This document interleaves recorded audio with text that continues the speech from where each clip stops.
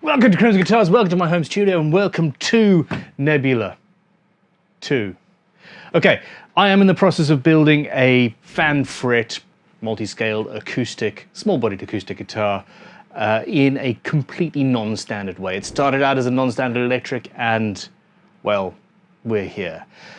In this episode, I'm going to be playing around with carving braces on the back. I will be joining the back and the sides, and it's gonna be, well, we're nearly there. This guitar is starting to come together. I am uncertain what I'm doing with the neck yet. I'm uncertain how it's gonna sound. I'm uncertain about many, many things. What I am certain about, though, is that this episode was sponsored by Skillshare. I'll let you know more about that later. Okay, now, well, here's how we got to this point.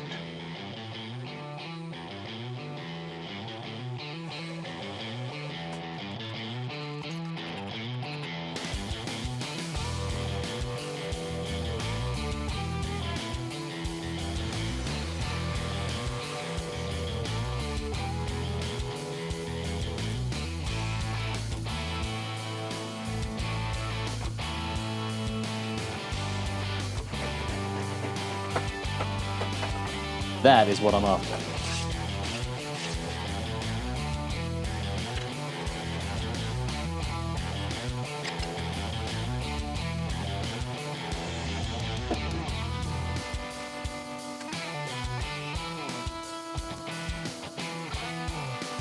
Burn it. Today, the fun begins. Haha, yay! The Go Bar deck is fantastic. As we found out last week, it is not quite strong enough. I can reinforce top and bottom, or a couple of you fantastic people suggested just putting a bunch of weights on the top, and that will actually work very well. Moving forward, let us remove all of these flimsy bits of stick. Yes, I should have used carbon fiber, or pretty much anything else would have done just as well, but I don't have access to that here right now. Using the Go deck, built around a couple of radius dishes, has allowed me to clamp with relatively light pressure spread along the length of each brace. A brace to a back at a given radius, and the whole point of this endeavor is to make the back, and a little bit later in this video, the top, much stiffer than it currently is. This is, as has been mentioned in the comments below, a very so damn cool, loose, not particularly strong type of wood. It is intensely gorgeous, but that also means that it does not have good strong grain running all the way along, etc. It is, however, maple, so fairly hard as well, and I think we're going to be all right in the end. We're getting there. Beautiful. Do I need reinforcement down the center line? I don't know. Let's see after we carve it. Tone head. I've got a tone head. Ha! That's similar to, but completely dissimilar from, cone head. The braces have added a certain amount of stiffness, and the next stage is to carve away some of that stiffness to then help me arrive at a back that has the tone or the tonality that we want. Now remember, we're building an electroacoustic guitar. This was never meant to be a particularly awesome acoustic instrument. However, the closer we can get to that, the better.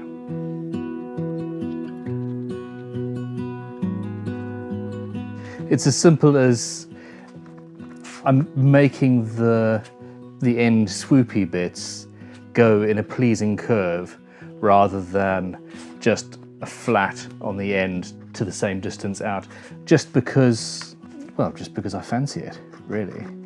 And then on this side, there. I have made a decision. I want to carve this once the braces are gluing on this. That'll be a little bit more efficient. I've come to the realization that because I'm making videos, the way I build guitars is more of the hobbyist kind of. I'm not worried about saving time. I'm not worried about being the most efficient human being in a workshop ever, because I don't have to. you know, I can take my time. The product is a guitar, yes, but it's also a video. So I tend not to think about what is the most efficient use of my time.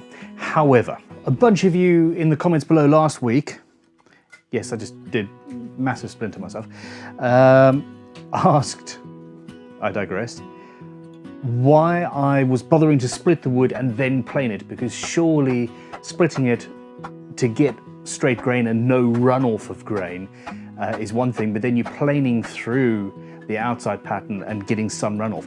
The reason for that is that 90% of this piece of wood here has straight grain going through the middle, and I'm tidying up the outsides, sure, but the core of it is grain from one end to the other. If I chopped from this side, this is that face that somebody had bandsawed off, and you'll see the runoff. Because there's grain going off at 30 degrees or so, if I just bandsawed that off and planed it down to the right thickness, etc., I would have grain going off, and I wouldn't have a single length of grain from one end to the other. That would basically mean that it's weak, it's not transmitting tone properly, and it would not be good. So I'm making sure I've got something bigger than I need, with straight grain going all the way through, and then planing it and being sorted. So I want an X brace on here, maybe even a double X brace. Yes, double X brace. So I'm going to make those braces quickly. I'm not going to talk through it. You watched the process last week. I'm going to use the radius dishes, the names of which just escaped me, of course. I had somebody call me out in the comments the other day for my overly long pauses, and I can't remember the word he used, but pretentious or something along those lines. It's not me being pretentious or trying to amp up the suspense. That was it, suspense. It is literally my slow brain clicking into gear. I'm sorry, it's just me. So what I'm going for is a double X brace system. Most steel string guitars have an X brace and then fans going off it and extra bits and pieces. However, Gibson in the 70s and various other people have done a double X brace, which means we've then got another X sort of going off under there. You've still got a bridge patch and then another brace supporting it up here. That's probably less necessary, but nonetheless, that's what we're going to do.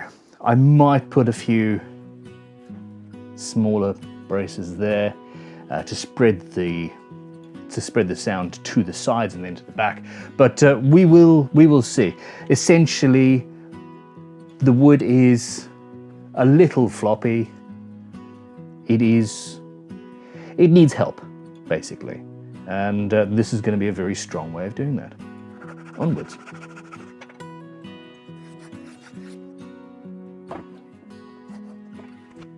Okay, hi, how you doing? The top has a much bigger radius, and I'm going to have to use another trick. You need a washer that is wider there than the largest gap. There. You put your pencil in the washer and draw along. I meant to do that. And you have your curve.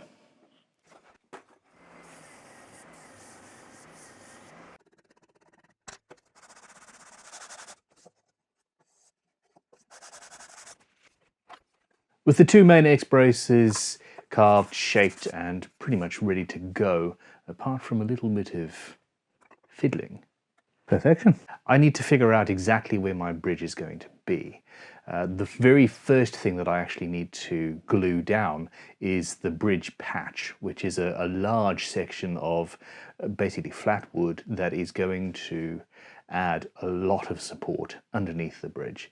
And, well, before I can do all of that, before I can mark out where the X-brace is going, etc., bearing in mind I'm not doing any of this with a set of plans, for example, I need to put my neck on the top, figure out where it's joining, i.e. 16th fret, and do some measurements. This is, of course, a multi-scale neck as well.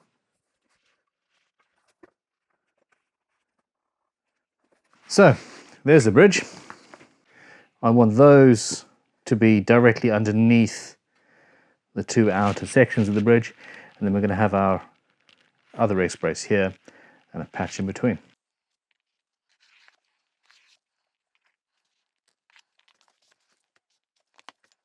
Perfect. Looks a little bit weird here, of course, but we're meeting in the center and we are an equal distance away from the center line, well, wherever we are. Which probably isn't necessary, but hey. Now, just a quick, interesting aside. If I'd been going standard jazz guitar, I would just have two, or maybe even one, braces like that. And that would... But I chose an X-brace system because of how it sounds.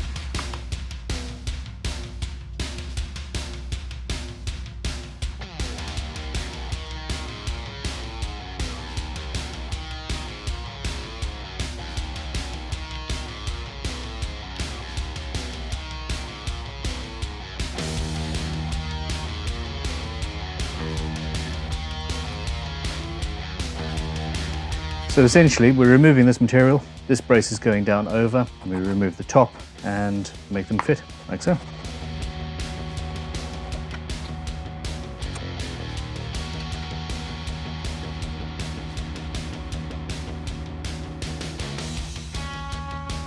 With that done, I can make absolutely certain where my bridge plate is going to go.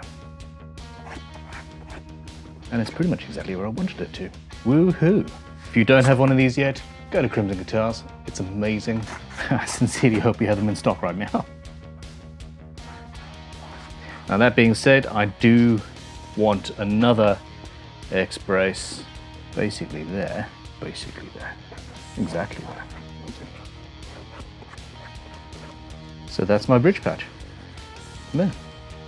Now, the bridge patch is normally made out of rosewood, 3, maybe 4 millimeters thick, and it needs to be unflawed, perfect, pure as the driven snow. I'm not going to use rosewood. I'm going to use a piece of flame sycamore because, well, it has similar sort of characteristics, and it's absolutely fine. So I suppose the main reason I'm using this though is I have it. It's already the right thickness, and from the inside of the guitar, it's going to look better. It is. I now find myself doubting as to whether anybody's ever going to see it, in fact, because the X bracing will hide it quite nicely. But nonetheless, we're going with that, and leave me alone. This brings me on to a very interesting point, actually. Tone wood? In my opinion, at least sycamore, which is pseudo-sycamore maple, I think is a Latin name, and basically it's in the maple family. Sycamore, at the very least, has very similar characteristics in terms of stability and strength, etc., as the rosewoods that I'm used to getting here as well, the sort of Indian rosewood type things.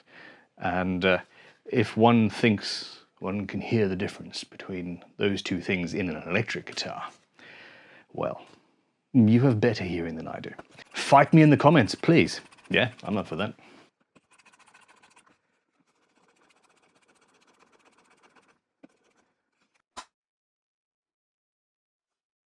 For this part of the top, you do not use the Go Bar deck. Go Bar deck, Go deck. That strange clamping mechanism that we made last week. Just 3 big clamps. And clamping calls. Spread the pressure. Well, that was fun, wasn't it? What we really have here is a clamped-in bridge call and a gorgeous piece of wood. Over here we have, well, a random piece of rubbish. Excess brace material. We have a beautiful back and sides, waiting fine sanding, a back that requires carving and fine sanding, etc., etc. I suspect that tomorrow I'm going to glue in all of the rest of the braces on the top. I'm going to fine sand the internal sections of the sides. I'm going to carve the braces on the back. I'm going to fine sand the internals of the back, and I'm going to glue the back to the sides. I'm going to glue the X-brace on. I'm going to carve some braces, and we'll see what happens. The carving is going to involve chisels and hand planes and finesse, he says arrogantly. I'm really not sure what it's going to involve, but it's going to be fun.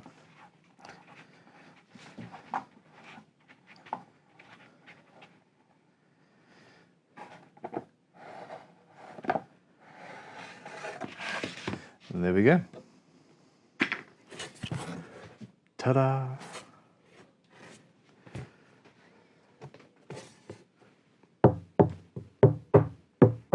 We don't have much sound.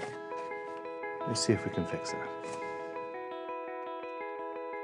Before I glued down the bridge patch, or anything else for that matter, it would have made sense to erase the pencil lines. Basically, leaving them makes it look like there's an issue with the joint, and that is unfortunate. So an eraser, a scraper, bit of sandpaper, clean up around, and we will move on. Mini Crimson Guitars, tiny little gorgeous scraper.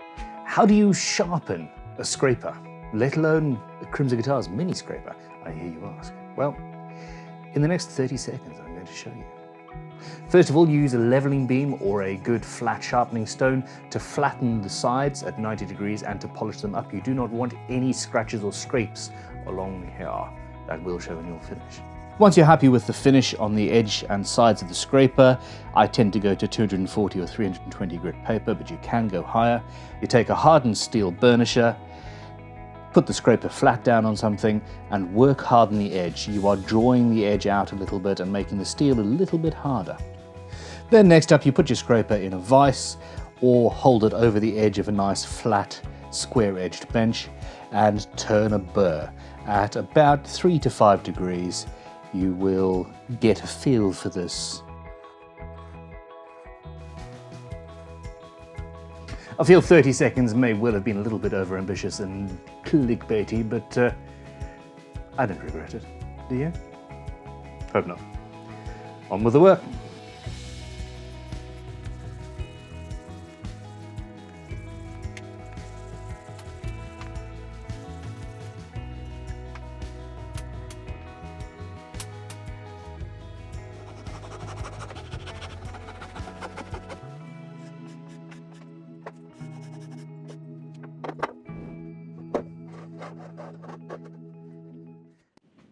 I needed some weight on the top of this, and it took me longer than I care to admit to realise I had a small anvil.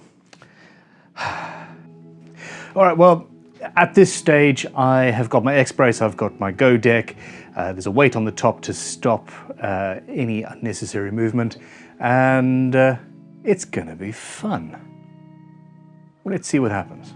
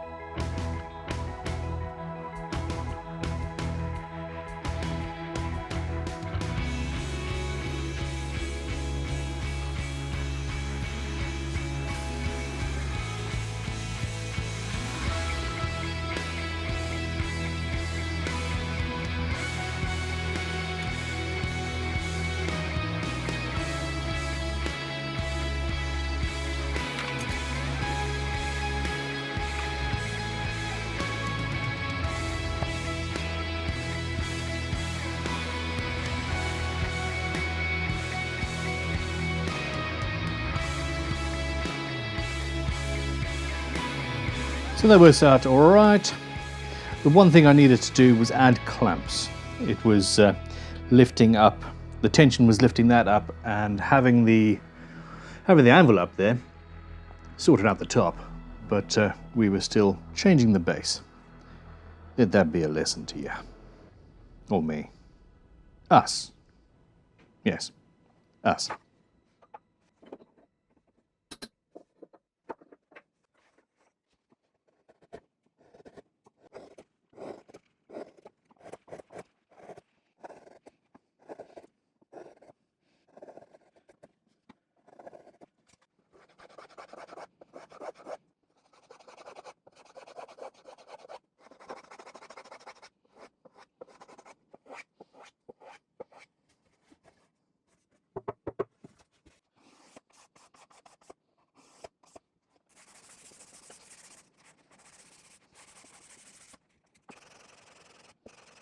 It's not quite stiff enough, but it's also not loose enough. I don't know. I've got a tap tone going on here. It's not bad, but it's not going across the whole instrument. I need to add a center brace as a result of that, and then I can remove material. So I'm going to have something fairly chunky, and then I will remove more material, and we will see where we end up. So I'm using a long, thin piece, and I'm gonna vault it or arch it over these cross braces. And the neck is going to be here. So we're going to, there really.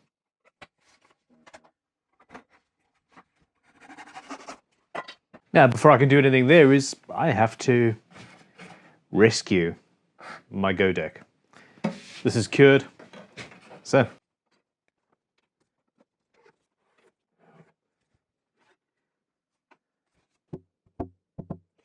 This is immediately stiffer and more responsive than the back is.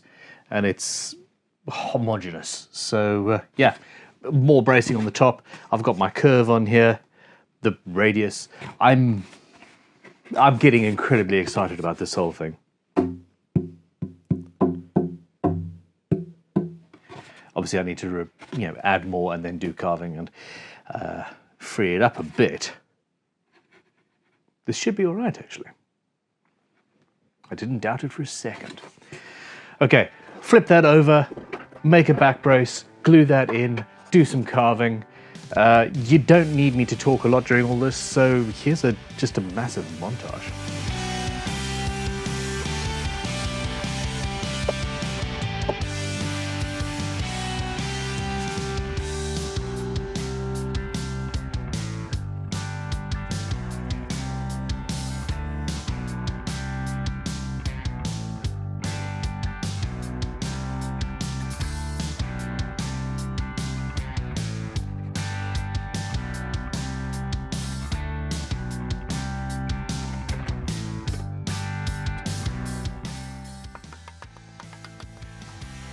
All right, we've gone from thuddy and boring and with zero sustain to something that actually rings a little bit. I mean, it's no Brazilian rosewood, but it is all right. Woohoo! Okay, on with the top. On with the top.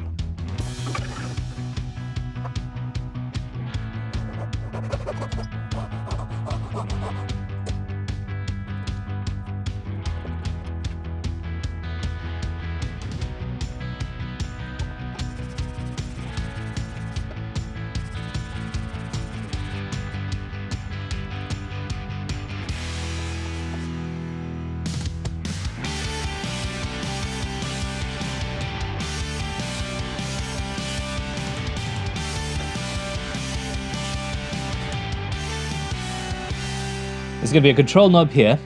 This is giving support here where we would have a tone bar. I think that's all we need. I'm aware at this point that I really should have glued in the main X brace after the fact, but we'll get there.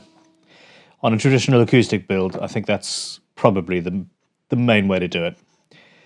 Put all of the fingers and the tone bars and everything else in, and then put the X brace in afterwards.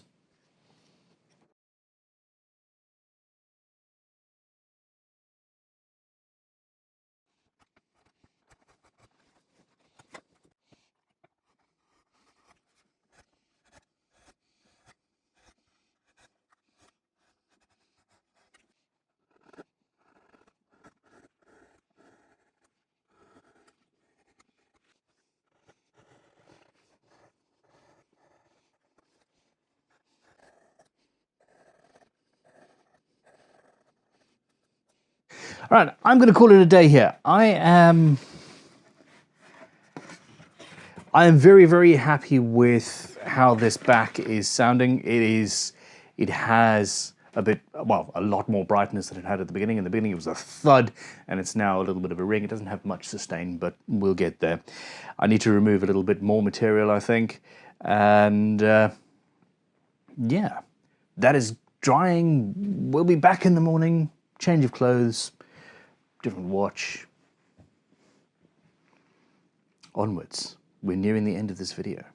Now, this video has been sponsored by Skillshare. They are a fantastic company with thousands and thousands of different classes in a multitudinous array of subjects, most of which interest me. There is the old saying, a jack of all trades, master of none. We don't finish that these days, but the ending of that is often better than a master of one. And that is me. I absolutely love knowing huge amounts of stuff about many different things. And it pays off. I'm a guitar builder. Yes, I'm a woodworker. I need to know about video editing and light. And to run the company, I need to know about advertising and accountancy and all of these crazy things, most of which you can find a class on Skillshare.